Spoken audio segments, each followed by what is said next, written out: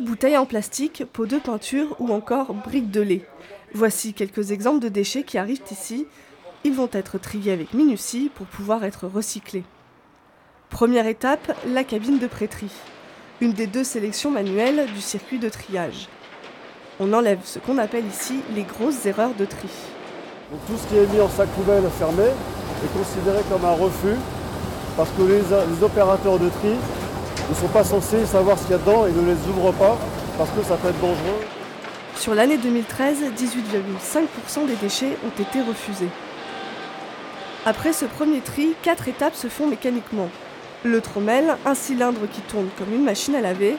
Grâce à ce système, les contenants tels que les boîtes de conserve ou les bouteilles sont séparés des corps plats que sont les papiers, journaux et magazines.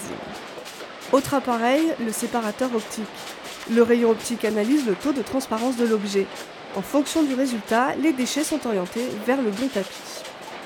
Donc ça se passe en 2 étapes. Une première étape qui va séparer les plastiques et une deuxième étape qui va séparer les briques de l'aluminium.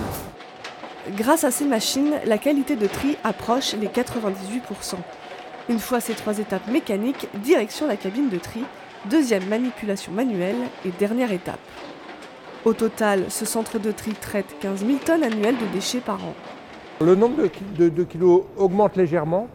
Il a une tendance actuellement à stagner, mais il stagne non pas du fait que les gens trient moins, il stagne parce que la consommation baisse et que, effectivement, en période de crise, il y a moins de déchets qu'auparavant. Une fois triés, les déchets sont compactés pour être amenés dans des centres de valorisation et ainsi avoir une deuxième vie.